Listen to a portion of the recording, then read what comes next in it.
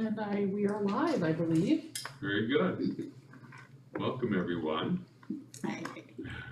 We're in week 8 of our class, our final week for this session. I congratulate you for being here and for your practice.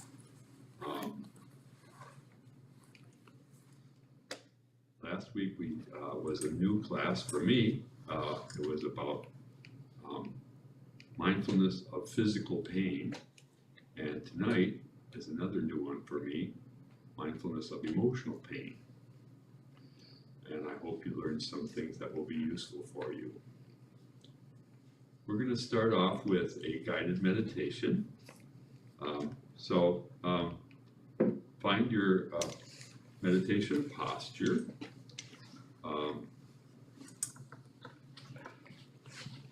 Sitting firmly planted, feeling your feet in your seat, and your back kind of straight. I like what we call a dignified posture. Close your eyes or gaze down softly.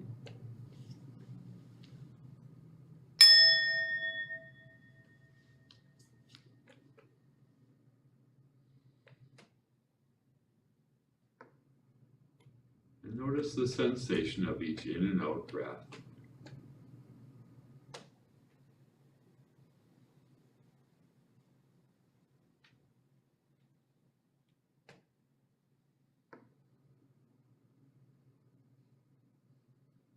We're going to try focusing our attention now on sounds.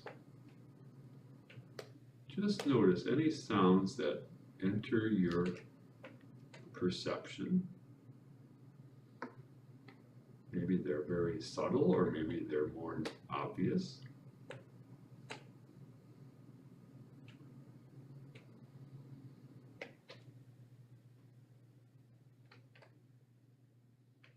Just noticing them as sounds. Maybe noticing how loud they are, how long they last, the quality of the sound. Is it soft or harsh or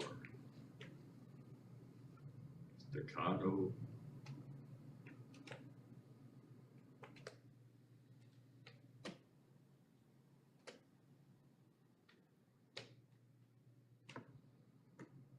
Not trying to judge what kind of sounds they are, what they're coming from, just noticing each sound as it comes and goes.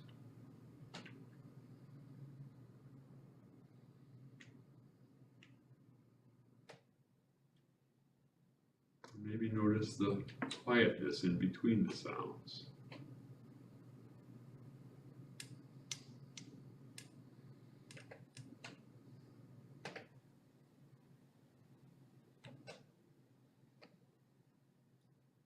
Sounds in your own body, perhaps. Sounds in the room. Maybe sounds farther away.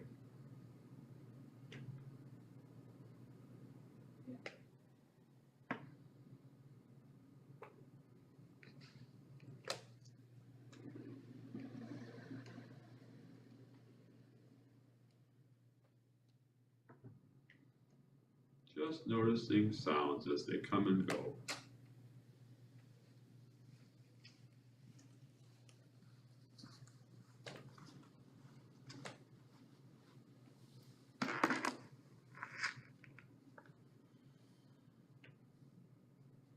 Now, if you will, let's redirect our attention to thoughts in the same way.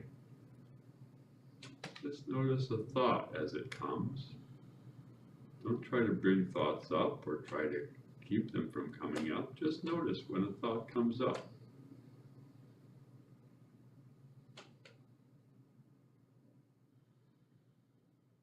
Maybe try to name it. What's the thought about?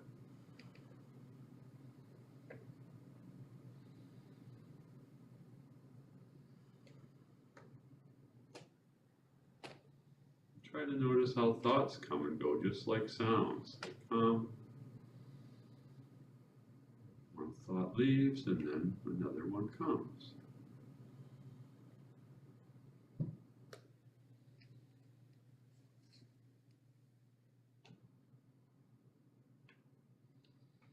Like clouds in the sky. There's a white fluffy one, there's a dark one, and it passes. Then you can see some blue sky. Thoughts come and go.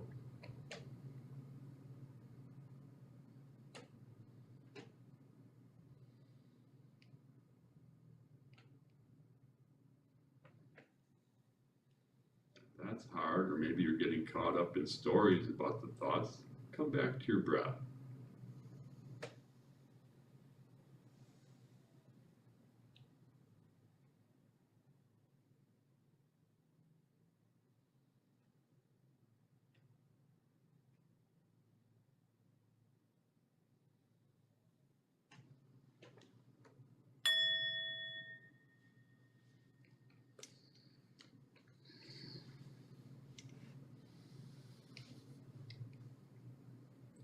So last week we talked about 4 kinds of responses that people have to pain. Did you get the handout from a few weeks ago? Yeah, I have all the Good. handles. There was a handout that was about blocking, drowning. What's the third one called?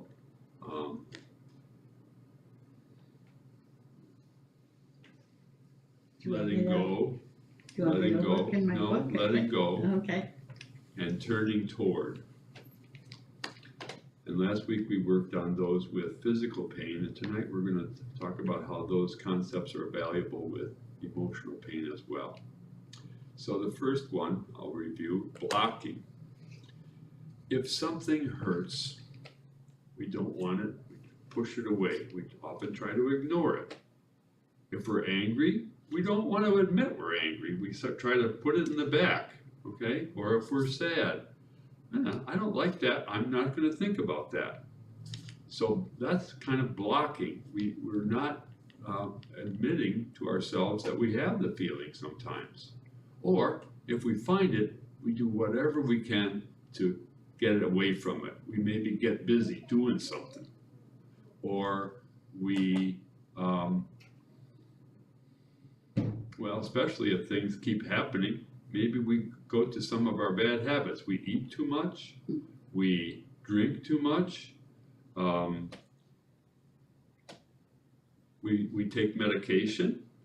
And I'm not saying medication is wrong, but sometimes we overdo it with these things and they get us into trouble. And in blocking these uncomfortable feelings, we're not really dealing with them. The second thing that sometimes happens is drowning. If we keep blocking something, sometimes it gets overwhelming. The sadness is so bad, I can't handle it anymore, and I'm like panicking. This is never going to go away. I'm lost, drowning. And very often it goes back and forth between drowning, and then we'll go back to some of our old habits. Instead of drowning with the sadness, I'm going to have some wine. That'll help me feel better. And not that there's anything wrong with wine, but if we're using it to block these feelings, it can be a problem.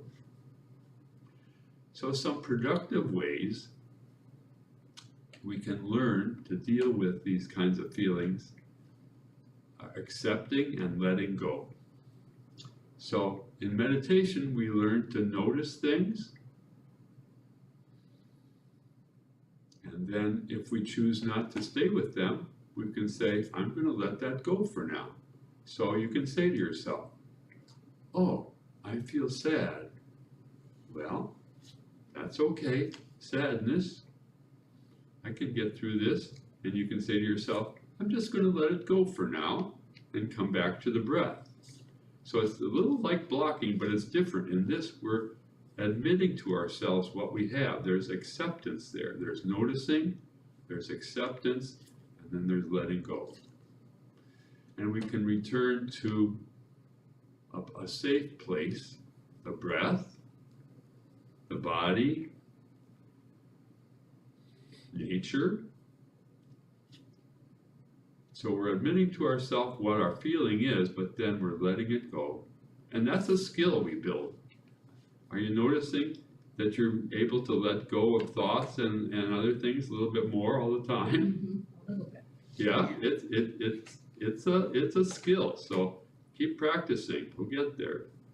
Well, we may never get completely there, but we'll get closer. But so often now I think, you know, if I get upset or something, it's like, okay, breathe. Yeah, And then I feel better. yeah. I take a couple breaths, and I do that a lot Good. more than I used to. Before I never paid attention to my breathing. Yeah. The fourth way is turning toward, which is even harder, but even more productive when we can do it. And it seems counterintuitive, as they say. It doesn't make sense that when we have something that's uncomfortable, instead of blocking it, instead of letting it go, we turn toward it. We make that feeling the object of our attention. We talked about that with pain last time and how to work with it. So this with physical pain. This time we're talking about emotional pain. So I'm using the example of sadness. Oh, I feel sad. Well, I'm just going to explore that for a little bit. And we can sit and breathe and notice what the sadness feels like. If we can do that, and I'm going to lead a little meditation where we'll try that. If we can do that, we usually find that it kind of settles. The sadness is not as bad as we thought it was. It's something that we can even learn from.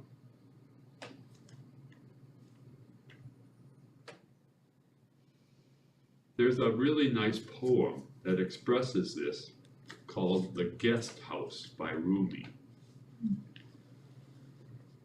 Rumi was a 14th century Persian poet who is so wise, and this is one of my favorites of his, The Guest House.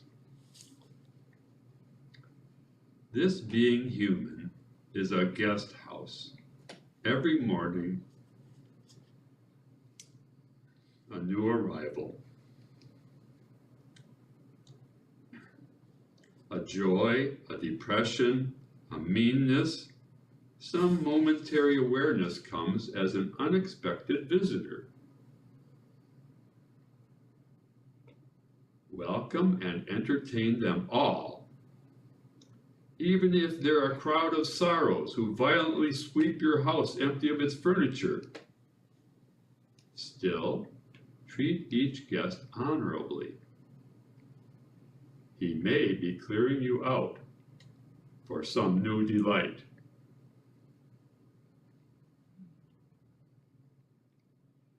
The dark thought, the shame, the malice, meet them at the door laughing and invite them in.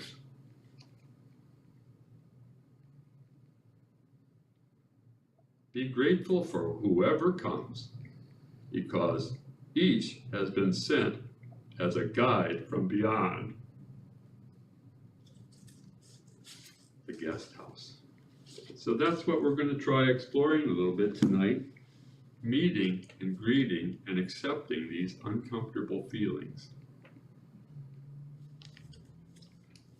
In our book, Real Happiness, Sharon Salzberg explains a process that was in week 3 in the book, I think. In week 4 in our class, we talked about recognizing thoughts and emotions.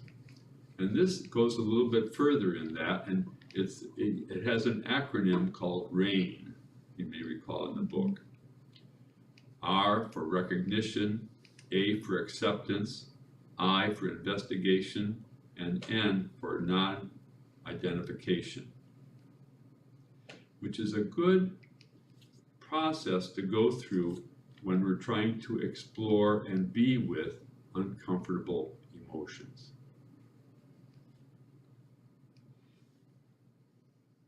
So I'm going to try that with you a little bit right now, if you will.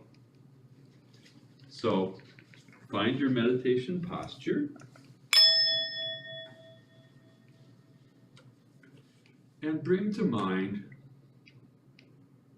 an unpleasant emotion that you've had recently or in the past. Perhaps angry thoughts, perhaps bitterness, perhaps envy, regret for something you've done, irritation, anger, sadness. Pick one and name it.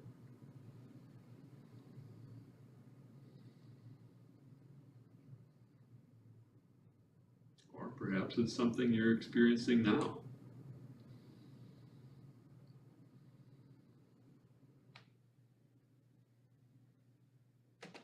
So that's the first step, R for recognition. You recognize that you feel something that you don't like, okay? And you've named it.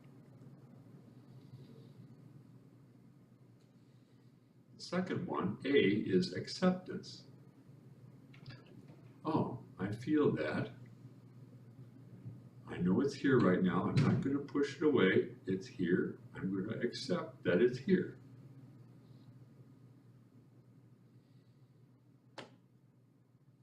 Doesn't sound like a lot, but sometimes it is hard. But just knowing, just saying that to yourself, oh, I've recognized something uncomfortable and I'm going to accept it.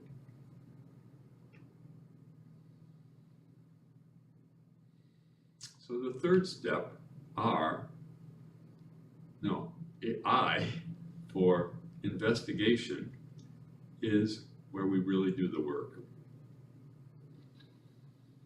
So we've recognized this uncomfortable feeling, we've accepted it, now we've decided, okay, I'm going to stay with this feeling for a few minutes at least,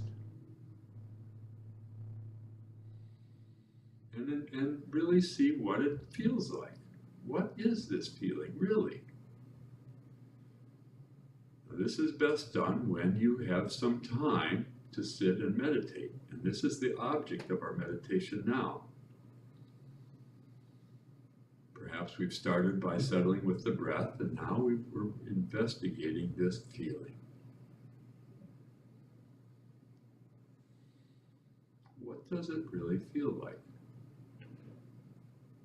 And an important door toward understanding it is noticing what the emotion feels like in the body.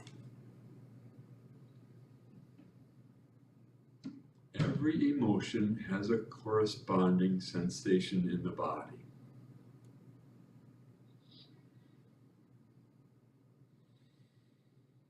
If it's sadness, maybe you feel a lump in your throat, or you feel like crying. Or if it's anger, you feel a tenseness. Some teachers say that really emotions are thoughts that are felt in the body. At any rate, the step in investigation is noticing what this feels like in our body. Noticing where we feel it,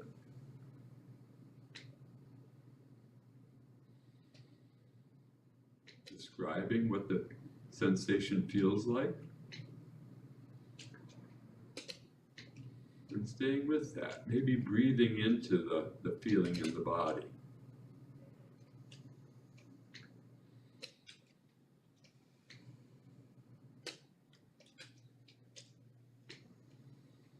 Very often we'll note that the feeling in the body tends to change, and then the emotion may change. If we were feeling angry, you may sometimes start to feel a little shaky and notice that it's really because we're afraid of something. Afraid of some new experience that we've had or anticipate. Oh.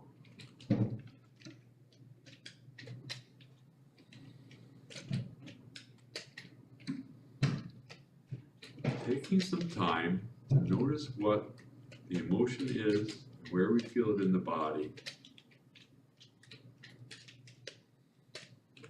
Very often helps it to soften. Oh, it's a passing, it's like a thought. This is just a passing thing that I'm experiencing. And that's the fourth step, non-identification, or sometimes called nurturing, where do we say to ourselves, okay, I have this feeling, notice what it feels like in the body.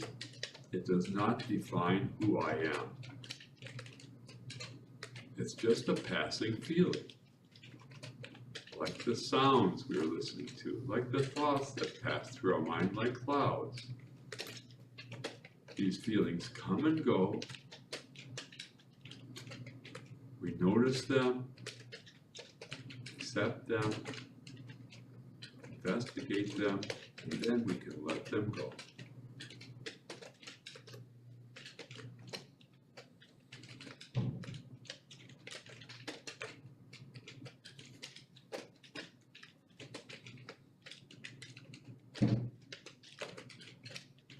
Now sometimes the feeling may be too overwhelming for us to handle right now. And if we find that, after exploring it a bit, we can say, I'm going to let this go now for a while. I can come back to it again later when I'm ready. And we can go back to the breath or do some walking meditation and put it off to the side, bring something else into our center of our attention. Because these feelings will come again, and then we can explore them again.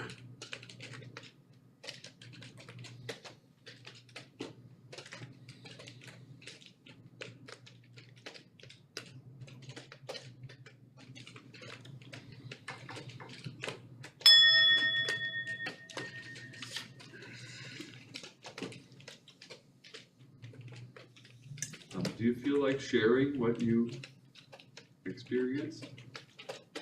Sadness. Okay. Yeah. My eyes started tearing up. And all of a sudden I realized I was real stiff. I had tightened up. And I kind of took a couple breaths and started letting go a little bit, relaxing a little bit. Very good. keep at it. Oh, yeah. I started dozing off. Dozing off. That happens. You're so relaxed. Put in a long day. I remember several months ago, I was at a virtual retreat, and one of the leaders of the retreat was leading chanting. And I don't like chanting, and I could tell I was getting kind of irritated about it. Well, I went to sleep, and during that night, I woke up with this dream, and I was so angry about chanting. So I said, well, I have to deal with this. I'm at a meditation retreat, so I got my cushion, and I sat, and I did this, and I noticed what it felt like to feel angry, and I noticed the tightness, and stayed with that for quite a while. I went over half an hour. I don't remember now what it changed to, but it softened. I breathed with it, and I finally said, why should I be angry about this? How stupid. If I don't want to chant, I don't have to chant. Right. And it's like so many problems in meditation. They seem like problems, and once we look into them, they just go away, or they are a lot less. Yeah, I don't know if they're gonna go away, but left. Sometimes they go away, sometimes we can handle them. Right, right. That's the main thing, if we can handle it. Yeah. Here's a handout that someone gave me that is very valuable. You remember we talked about naming our thoughts, and we had this long list of different kinds of thoughts we can have. Well, this is an emotion sensation wheel that has a list of emotions and where we often tend to feel them in the body. So it can be helpful. So in the center of the wheel, there are what this author, Lindsay Braming, defined as what she felt were the 6 primary emotions: surprise, fear, anger, disgust, sadness, and happiness. And then going out from them would be some subdivisions of that. So in case of fear, which is in the upper left quadrant, different kinds of fear would be feeling scared, anxious, insecure, inferior, unwanted, embarrassed. So it's helpful, I think, to be able to name what we're feeling. And if you go out then farther, the outside ring is about typical sensations in the body that often go with these emotions. So for embarrassed, it might feel like you're tender or blushing. If you're unwanted, you might feel unsteady and cold. If you're feeling inferior, maybe you get frozen and tense. If you're insecure, you notice that your heart may be racing. If you're anxious, well, you get fidgety, tapping your toes, maybe numb hands, scaredness, you're maybe even trembling. So those are just some illustrations of some typical feelings we may have. And, maybe you can rotate the wheels and find that if you are anxious, maybe it's more like a clenching, which is over under anger. So I thought this was kind of helpful in terms of being able to name our feelings and then be able to pick out some typical bodily sensations that go with them.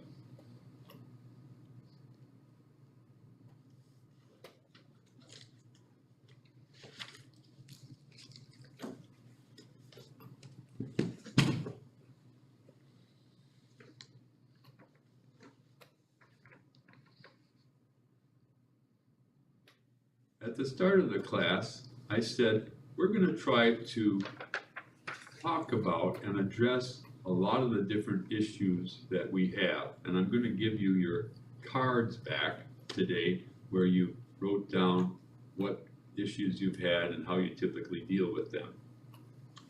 And you can think about whether you've made some progress.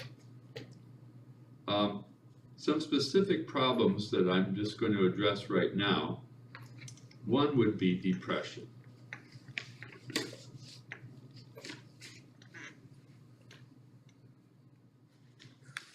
I found this book very helpful, The Mindful Way Through Depression, which is about mindfulness-based cognitive therapy, a therapy that some psychologists are trained in to deal with depression that uses mindfulness.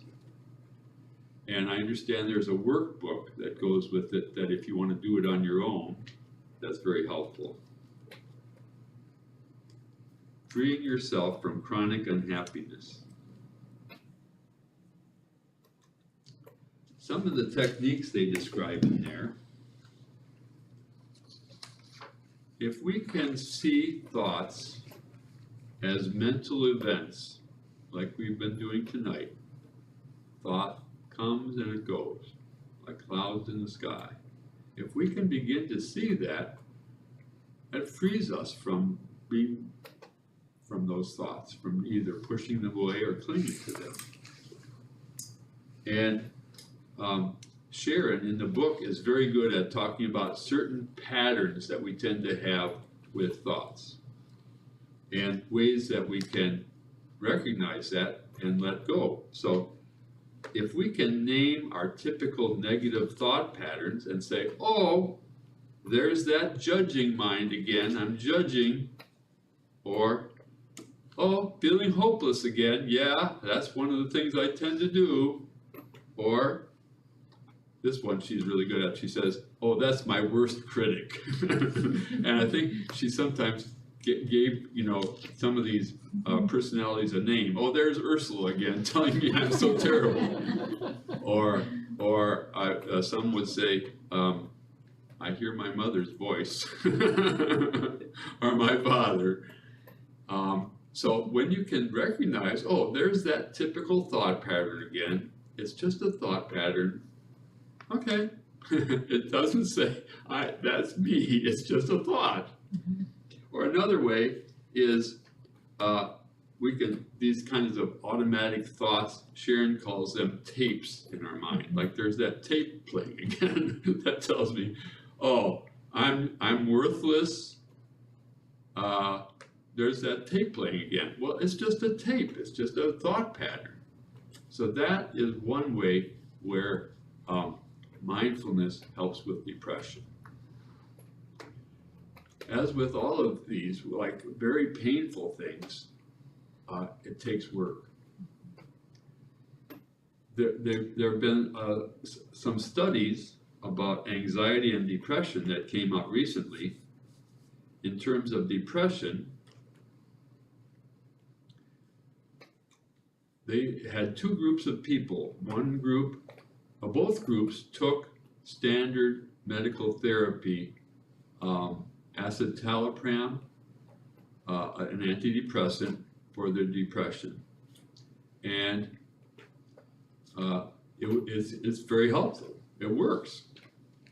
But typically, you get better over a few months, and when you're better, you try to wean off the medicine. And a lot of people get the depression back again. Well, they found that there was one group that just took the medicine, and there was another group that took the medicine and did an intensive meditation program at the same time. And the group that meditated had a much lower rate of the depression coming back. So it works. Now these people, I think, were in an 8-week program. Once a week they met with a coach, and they committed to like 40 minutes of meditation a day. So it took work, but it works with a lot less side effects. The same is true for anxiety. So the same kind of medication is used for anxiety, and it works. In this case, they studied two groups. One group with chronic anxiety took the medication. I think it's the same medication, citalopram. The second group didn't take the medication, but they meditated. And they found, I think it was about equal, that both groups got better, but the meditation group had no side effects. So it's proven that these things work. Now, in terms of anxiety, I've heard so many of you who've taken this class and who've come back to the class say, I'm an anxious person, I worry, but I'm really finding that the meditation helps. Just being with the breath and relaxing and letting go helps me get through this, and I feel so much better. So even if we're not doing 40 minutes of meditation a day, if we do 10 minutes a day, and then have that tool to be available when we notice, oh, I'm feeling anxious, just take a breath. It's much better.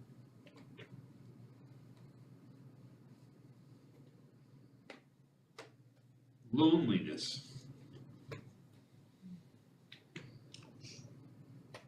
There's two things I found about loneliness that I'm experiencing myself in which this helps. they've done studies that show that people who have qualities of wisdom, like empathy, compassion, self-reflection, are much less likely to feel lonely. So building these strengths during our meditation practice works. Now, of course, it's commonly said, if you're lonely, you should be with people, which is true. But they've even found that if you're not with people, if you work on some of these techniques, you can feel much less lonely. I think the loving kindness meditation is particularly helpful because we're expressing goodwill for people around us. Suddenly we don't feel so alone.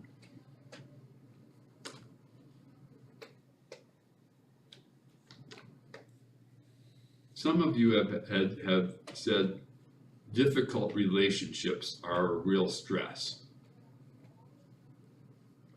And we did that class on mindful speaking and mindful listening, which is helpful. Just learning to listen to people and noticing how we react to them. So often, a relationship becomes difficult because we have certain preconceived ideas about the person that we're not willing to give up. And if we can do some things to get away from our stereotypes, we can probably put up with some of these people much better. For instance, we can remind ourselves of what we in fact don't know about the person. Maybe they go on about themselves so much because they basically feel insecure. Or maybe they seem to be lashing out at everybody because they are hurting. We can cultivate curiosity about someone. We can say, why are they that way? It's bothering me. What's happening? And we can differentiate an individual from group-based stereotypes. We know somebody is with that group. We don't like them. We can say, oh, well, that doesn't really say who they are. So there are ways we can look at people that can help with us with these difficult relationships.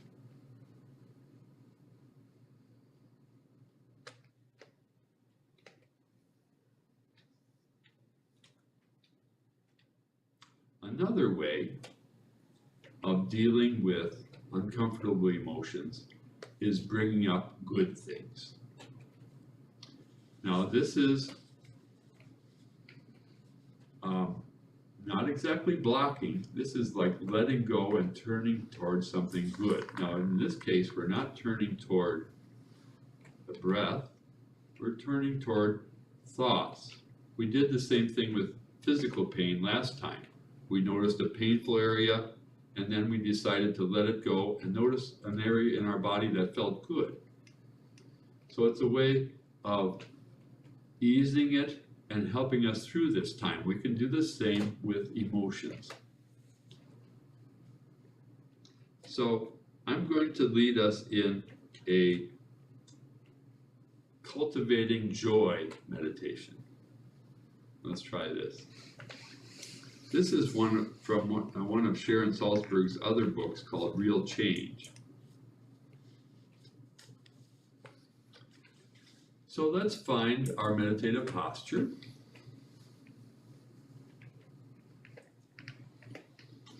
Take a couple of breaths.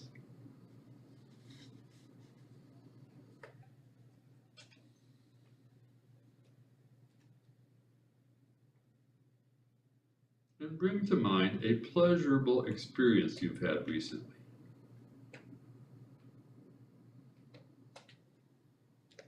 An experience that carries a positive emotion such as happiness, joy, comfort, or gratitude. And recall what happened. Recall that experience.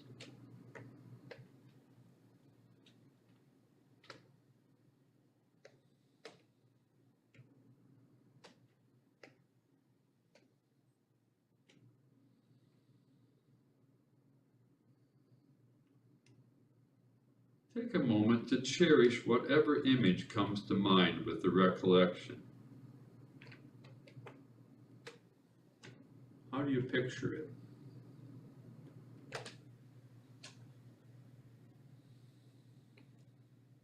Hold it to your heart.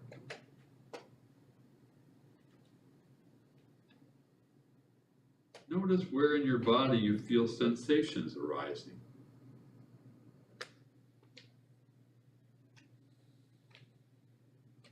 What do those sensations feel like?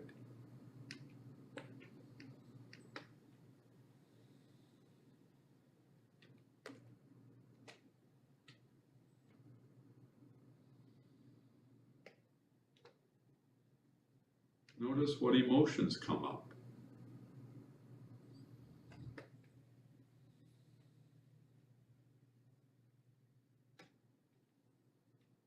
Happiness. Maybe just a feeling of feeling satisfied, of just being okay.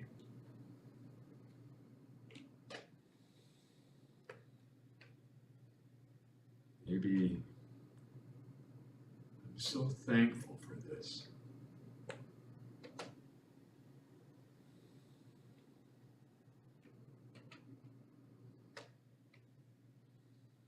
Notice what thoughts come up.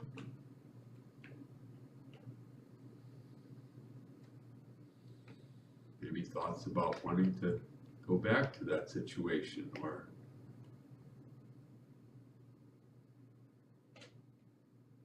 what you can do about it. And just notice the thoughts and let them come and go.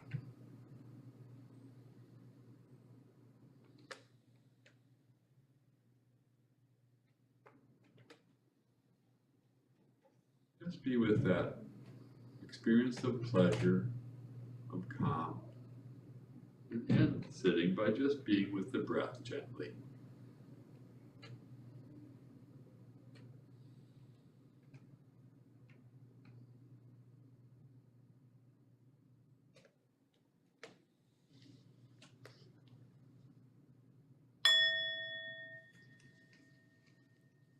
Nodding off again? No, Good. I What, was. You care were. to describe what you brought to mind? Oh, yeah, today Okay. I met my cousins Yes. over at the Cobblestone, Mhm. and it was so nice. It ended up only 4 of us, but it was great. We talked about old times, we laughed. Yeah. Yeah, it was great. So you've got that to turn to anytime you want. I needed that today because it kind of a long story. We were supposed to get together last month, and then the day that we were supposed to get together was that real icy day, and so I called and canceled. And my one cousin, when I called and canceled, was not happy with me. He said, "It's not that bad." I'm like, "But he's over towards Manitowoc area, and I don't think they had it like we did here." So then we set it up for today, and he called yesterday and said he's not coming. I'm like, "Are you sick?" "No, I'm fine." And it's like, okay, he's doing this because I called and canceled. And so it was like very upsetting. Yeah. And so now today, just the 4 of us, we had a great time. It was very nice. Good. So, yeah, Thanks for sharing. yeah. And you dozed off. Started to. Anything else you want to share, Sue? No, not really. Okay.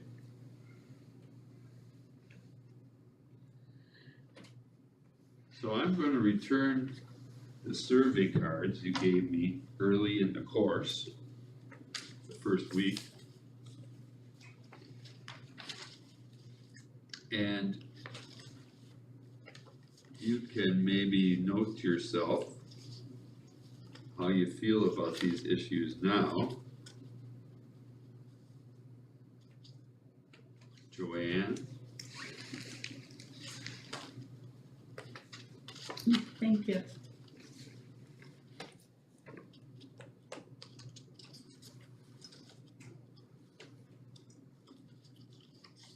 Sue, you. Thank you. So some of the common stressors that I found in these cards, I tried to summarize. And as I mentioned, one was about difficult relationships. And I think we've addressed that. As I mentioned tonight, we had talked about mindful listening and mindful speaking. And tonight we talked about letting go of stereotypes. I hope that's helpful. Mhm. Some people talked about stresses related to work, whether it was on the job, at home, or at school. And I hope that some of the things that, particularly in these last couple of weeks, have helped us with this recognizing, accepting,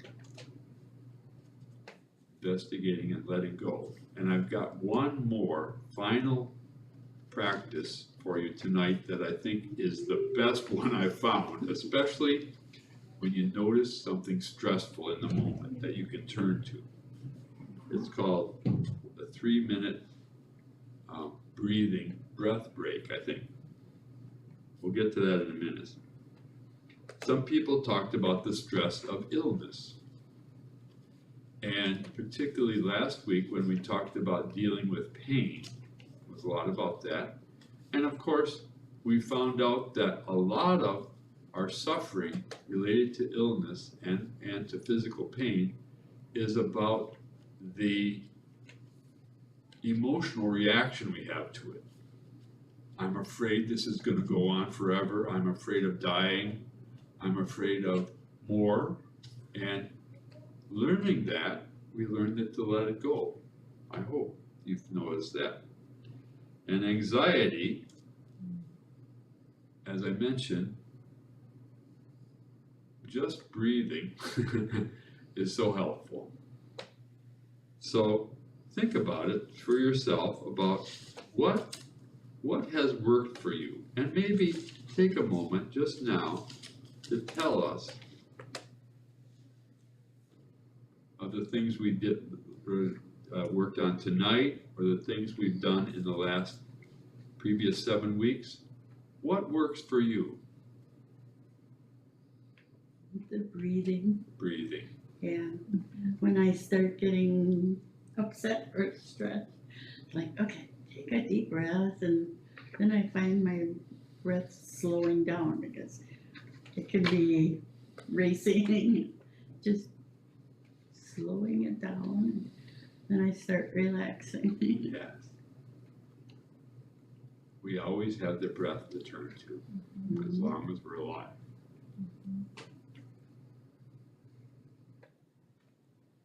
Breathing is also for me just stopping and taking a couple of deep breaths if something's making me anxious or.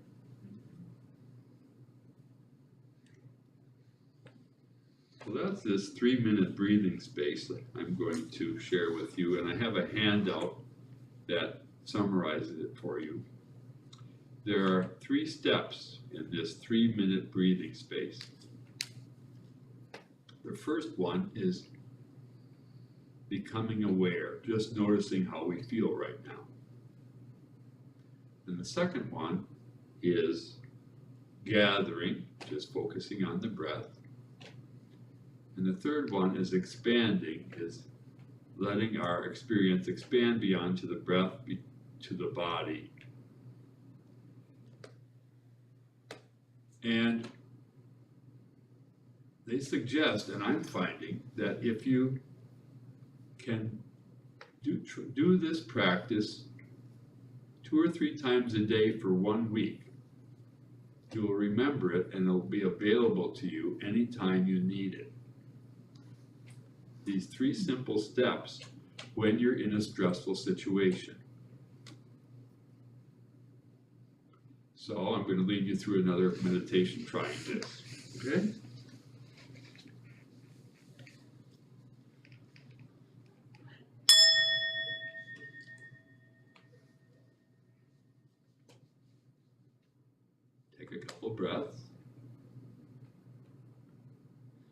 bring to mind a stressful situation that you've had recently or in the past.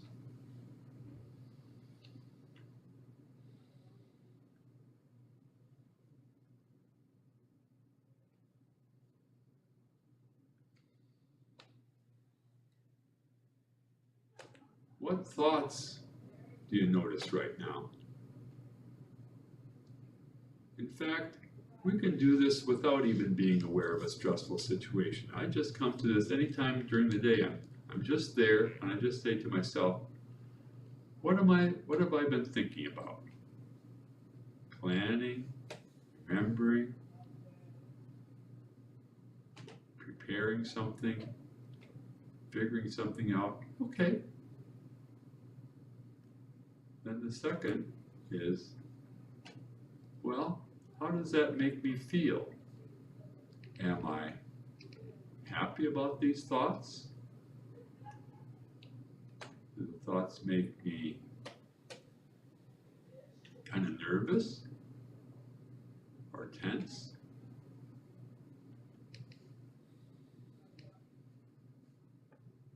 And noticing where I feel it in the body.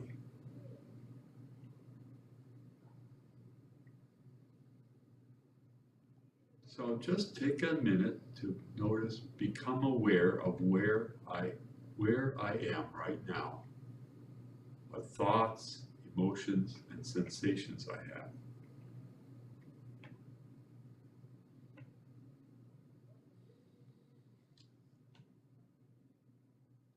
The second step, gathering. Okay, I've noticed this, now I'm just going to breathe with it. Notice some breaths.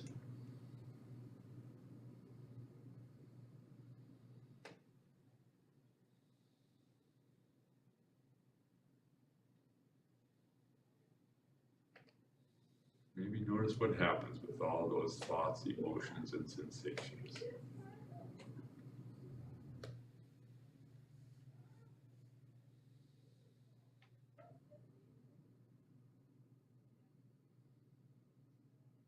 And the third step, expansion. Now let's take our attention, expand it beyond the breath to the body as a whole.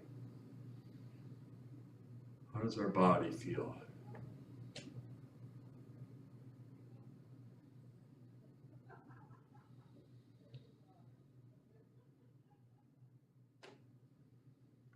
And then expand it beyond our body out into the room. Beyond the room, out into the world, just being aware of things out there.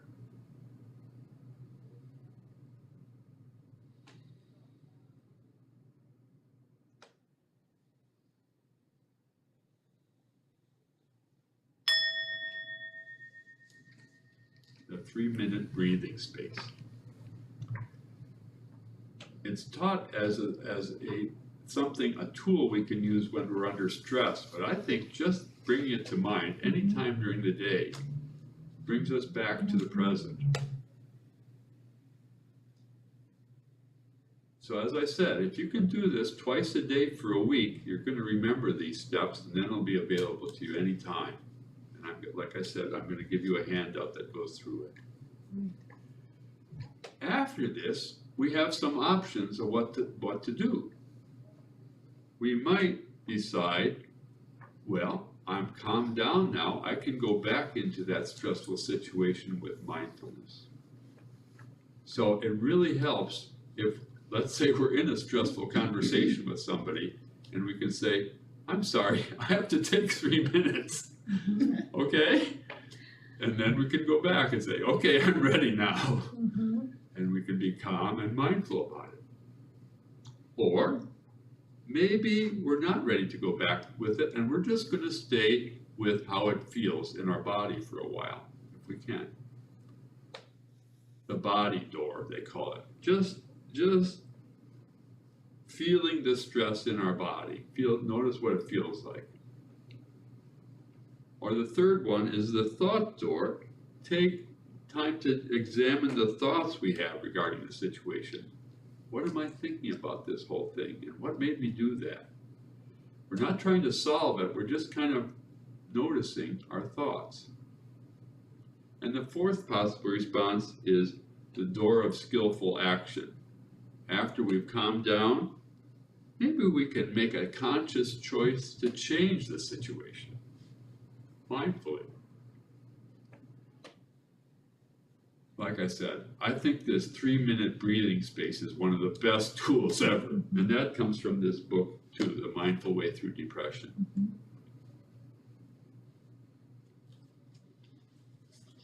So I have some handouts for you. The last handouts. And if you missed some, it's time to get the past week's one. And as I said, most of these sessions are on YouTube, on the Chilton Public Library website, and they're accessible now.